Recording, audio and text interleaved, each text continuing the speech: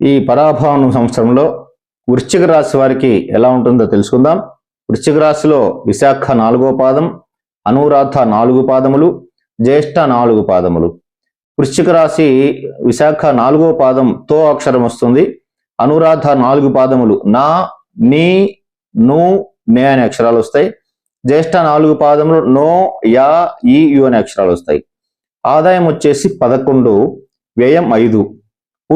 పూజించేటువంటి వారు 2, అవమానించేటి వారు 6. ఈ విధమైనటువంటి గ్రహస్థితి పరిశీలించి చూస్తే వీరికి సహజంగా గురువు జూన్ 1వ తేదీ వరకు అష్టమంలో గురు సంచారం జరుగుతూ ఉంటుంది. ఈ గురు సంచారం వలన తరచుగా విపరీతంగా కోపం వస్తుంటుంది. అంటే సర్పంలాగా బుసలు కొడుతూ ఉంటారన్నమాట వీరు. అట్లాగే అధికంగా ఉండడం వలన, కోపం అధికంగా ఉండడం వలన అగ్ని భయము, చోర భయము, రాజభయము, అనుకోనటువంటి ఆపదలు, కుటుంబంలో మనసుకు తీవ్రమైనటువంటి కష్టం కలిగించేటువంటి సంఘటనలు జరిగేటువంటి అవకాశం ఉందని చెప్పేసి మీకు సూచనప్రాయంగా చెప్పడం జరుగుతోంది.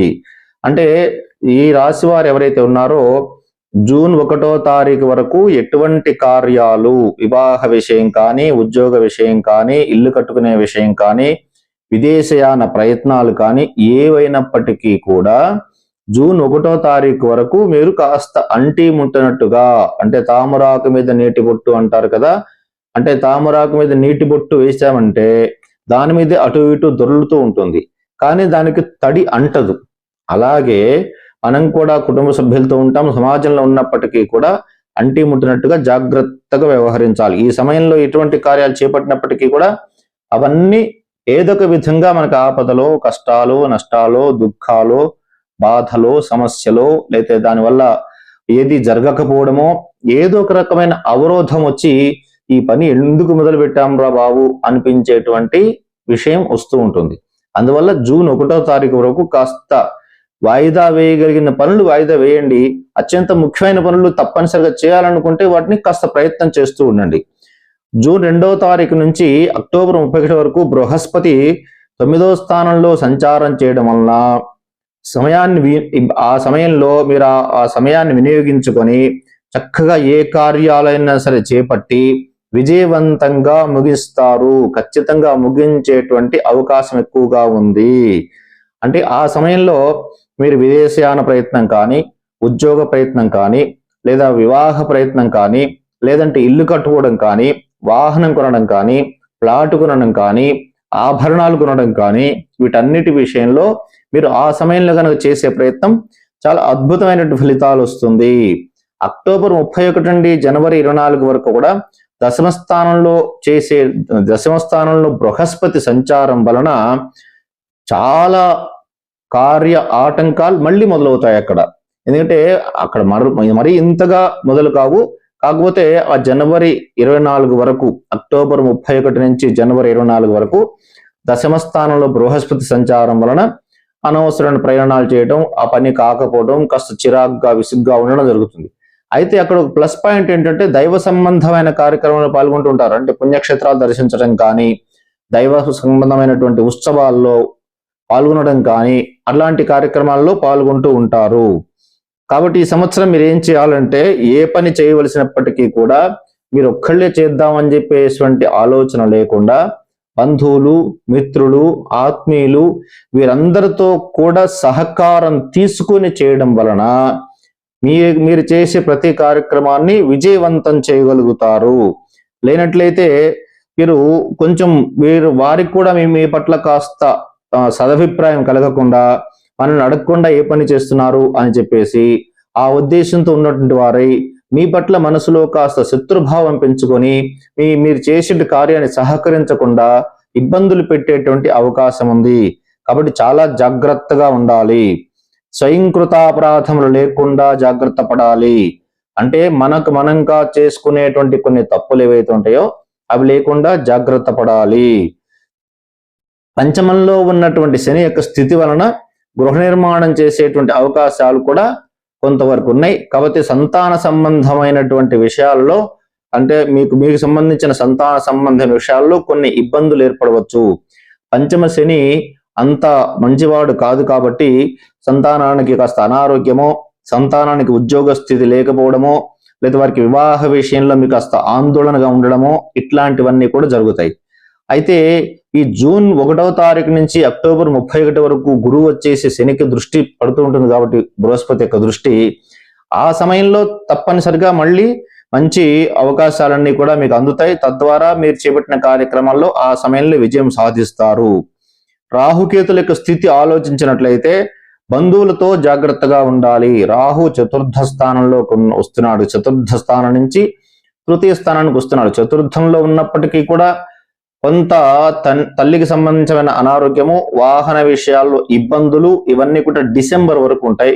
కాబట్టి ఆ సమయంలో కొంచెం జాగ్రత్త వహించాల్సి ఉంటుంది.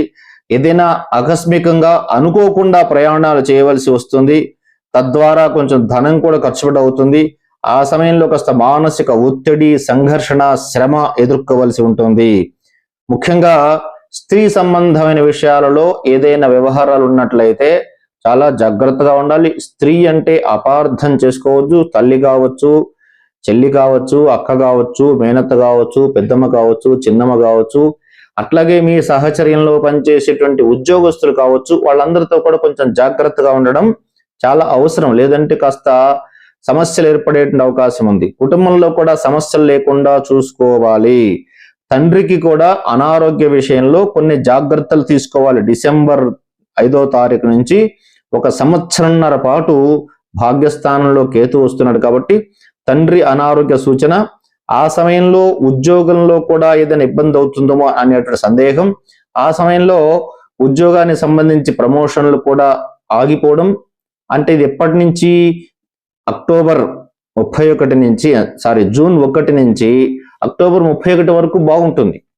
కానీ డిసెంబర్లో మీకు 5వ తారీఖున కేతు ప్రవేశం చేస్తున్నాడు కాబట్టి డిసెంబర్ 5 నుంచి మాత్రం మీరు చాలా జాగ్రత్తగా ఉండాలి.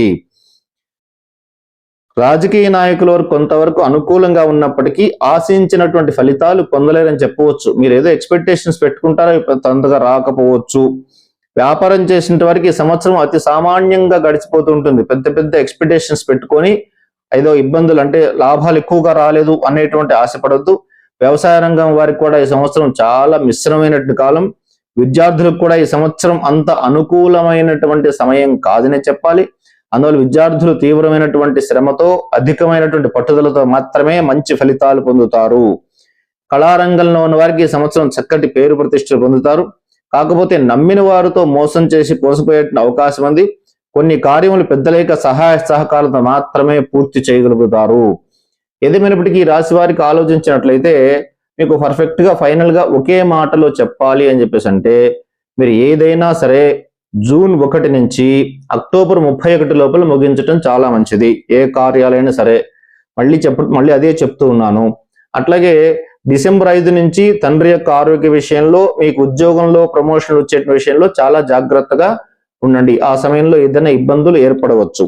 కాబట్టి ఈ రాశి వారికి ఇంకా చక్కటి అత్యుత్తమైనటువంటి ఫలితాలు పొందాలి అని చెప్పి అనుకునే వారు మీకు దగ్గరలో ఉన్నటువంటి శివాలయానికి వెళ్ళి ప్రతి నిత్యము కూడా ఈశ్వరుడికి బిల్వదళములు సమర్పించండి. బిల్వదళం సమర్పించేటప్పుడు ఇలా బిల్వదళాన్ని స్వామివారి యొక్క పైన పెట్టినట్లయితే జ్ఞానం వస్తుంది. అదే బిల్వదళం ఇలా పెట్టినట్లయితే ధనం లభిస్తుంది. కాబట్టి ఈశ్వరుడికి ఆరాధన చేసేటప్పుడు ఇటువంటి విషయాన్ని గుర్తుపెట్టుకొని, మనకి ధనం కావాలా, అట్లాగే జ్ఞానం కావాలా, ఏది కావాలో చూసుకుని దాన్ని బట్టి ఈశ్వరుడికి ఆరాధన చేయడం వల్ల మంచి ఫలితాలు వస్తాయని చెప్పవచ్చు. అట్లాగే ఈ రాశి వారికి వచ్చేసి అదృష్ట వారములు ఆదివారము, సోమవారము, మంగళవారము, గురువారము. అదృష్ట దిశలు వచ్చేసి తూర్పు, ఉత్తరం బాగా కలిసి వస్తుంది. అట్లాగే అదృష్ట రత్నము, ఈ రత్నాలు చెప్పేటప్పుడు ఏంటంటే ఇది కేవలం రాశిని ఆధారం చేసుకొని చెప్పడం జరుగుతుంది. కాబట్టి ఈ అదృష్ట రత్నాల విషయంలో వ్యక్తిగత జాతకాలు చూపించుకొని మీరు అప్పుడు చూసుకోవాల్సి వస్తుంది. ఇది అయినప్పటికీ కూడా చెప్పేటువంటి ప్రయత్నం చేస్తాను. పగడం కానీ ముత్యము కానీ, పగడమైన ముత్యమైన ఈ వేలికి ధరించవచ్చు. ఇవి పెట్టుకున్నట్లయితే మరిన్ని అద్భుతమైన ఫలితాలు వస్తాయి. ఈ రాశి వారికి మంచి కలిసి వచ్చేటువంటి వర్ణములు తెలుపు, ఎరుపు, పసుపు, ఈ 3 వర్ణములు చక్కగా కలిసి వస్తాయి. కాబట్టి చెప్పినటువంటి సూచనలు పాటించి ఈ సంవత్సరం గోచార స్థితుల నుంచి కొంతవరకు మీరు ఇబ్బంది పడకుండా ఉంటారని చెప్పేసి సెలవు.